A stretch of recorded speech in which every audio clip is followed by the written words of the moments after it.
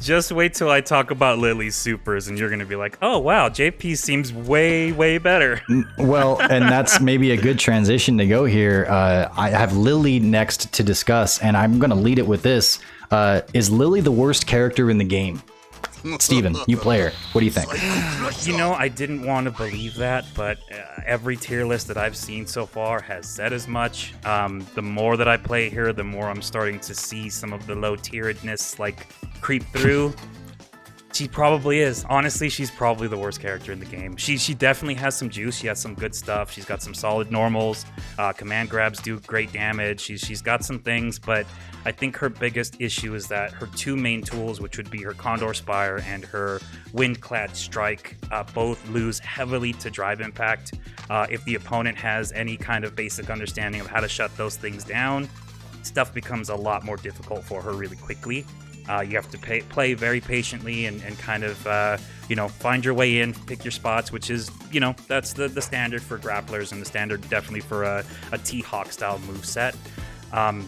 But I'm starting to find there's certain things about her that she has good stuff, but they don't work the way that they should. And that's when you start seeing, like, that to me is when you have signs of a low tier character. So, for example, right out of the gate, her overdrive DP does not have strike invincibility. I don't understand that. I have no idea why they did that. Yep, nothing. It only beats throws. So it's like, oh, you have to hope that they're throwing you on wake up and try to go for an EXDP or an OD. For two bars? For two bars, and it doesn't have invincibility. That's right. So thankfully, her OD Spire goes through projectiles when it's wind buffed, but no other time. So you have to make sure you get the buff first. Then it goes through and it's really good for anti-projectile, so that's good. Her level 1 super has slow startup, so it can be baited out by meaty, crouching light or sometimes the move that you're trying to counter just recovers too quickly and it just gets blocked. And it's like, this is her level 1, it has invincibility, it's supposed to be her reversal, but it has really slow startup. And it's like, okay, so I can't reliably use that every time. I can't do an OD DP to get people off of me. What's my next option? Is I have to commit to level 2 super or level 3, which is like, man, that's a high requirement just to have a basic defensive option on wake up, right? I mean, and again, it's like in a vacuum, maybe that makes sense for Lily, but you look at other characters and you go, man, like they're not working that hard to get these basic things. Like even Zangief has like an EX lariat that works as a legit reversal, right? And it's like, well, okay, like, well, why not Lily, right? Her level 3 does not combo against grounded to airborne opponents. Sorry, only hits grounded opponents. If you're too far away, it won't connect. And you can also jump out of it after the screen freeze, so it's not like an actual traditional command grab super. So, any setups like that with like an empty Condor dive or like, just a safe Condor Spire, none of that's going to work for mix up for level 3, which is unfortunate because she's a grappler player. That's what you want to do, and it just doesn't work that way. There's just things like that, and I've had in recent times playing ranked, had a couple times where the horizontal range on her level 2, while it wasn't windclad, was just pathetic. I've got a clip on my Twitter right now where I read a jump in. It was a Ken doing a jump in. I was going to get the win, went for level 2 because that's her anti-air super, but like he makes contact with the wind just barely and it just doesn't get him. He like drops right in front of it. I completely whiff it. And it's like, okay, it wasn't windclad, sure, but it's like, come on, man. Like, what am I supposed to do for reversals and stuff? I mean, her DP is good at least, but like as an anti-air, but it's just, she has these things. It's like on paper, she's got these really good tools. Some of them just don't work like they should. And I think overall, once people understand kind of how to shut down some of her main stuff, you have to throw out some Hail Marys and go a little bit ham to like catch people off guard to get the win. So again, that's not unlike T-Hawk. That's very much in the same vein, but it is unfortunate to see. Well, and so am I right to say that you have her in C tier? I have her in C tier. Yep. All right, John, what were you saying? Oh, Steven, you were talking about how you do a proper reversal with Lily. And what you do is you navigate to the menus and you select a different character because that's all you can pretty much do. I've got her in C tier, 18th overall, dead last. And the master rank, she is dead last as well. 31 people playing her. And here, hey, this is going to be a really big list, guys, so bear with me here. Here's all the pro players that are playing Lily. El Chicote. That's it. Oh, nice. Yeah, just one person. So, and we were talking about level 3s here a second ago, comparing and contrasting here with JP, who has level 3 everything. Lily's level 3 is her command grab, like you would expect from a grappler, but you can jump right out of it. And it's like, what? It's like, why did you do that, Capcom? Like, were you purposely trying to make this character bad? Her anti-air move, Crouching Heavy Punch, is one of the worst anti-air normals in the game. Her DP is a really good anti-air, but it's terrible. Like, she's got good reach, she's got a number of things going for her, but she feels like a character that Capcom did not finish. I told Dream King about this from the get-go. I'm like, this character has low tier written all over her, and here we are. So, so a lot of the characters have some really obviously broken stuff, but a lot of the times they have to access that. So we're talking about JP. He puts you full screen. That's where he really loves to be, but he's got to earn that to an extent. Like, he's got to win that in the neutral and then get you there. And some characters like Manon, she's got to level up and she's got to nail a couple of command grabs. But when she does that, she's in a really great position. To me, it seems that not only does Lily start the round without wind-clad stocks, that's correct, right? She has to earn them, right? She has to build them up. When she gets them, that makes her just like, it's definitely a strength. But as Javis showed on Twitter, when she, like, I would imagine that if you block a Condor Spire that's windclad, you're in a real sticky situation, because now she's got her command grab versus strike mix up, and that would be a pretty strong situation to be in. Well, first of all, you can DI it, and then that just blows her up pretty hard. Second of all, if you do find yourself in that blocking situation, mashing a 4-frame normal will still get you out of the command grab, as I understand it, and she can beat you with her standing light kick, but then the payoffs for landing that standing light kick for her are not that great. So if I'm defending, it's like, I'm gonna win, or I'm gonna take some minimal damage and then be out of it. And by the way, now she's got to go through all of the efforts of finding another opportunity to stock up another wind-clad stock to do that situation again. And point is, it's like she works really hard just to become like a kind of medium character, like a decently strong character, where everybody else, if they get their stuff going, they're ridiculous. But it's balanced by that they have the onus of having to do that. She has all of the stuff that we just talked about, no invincible DP, like some bad anti-airs apparently, and like I'm just not afraid of her. I'm not afraid to go in on her. I'm not afraid to really play with her in the neutral. She just doesn't seem like she has a whole lot of juice as right now.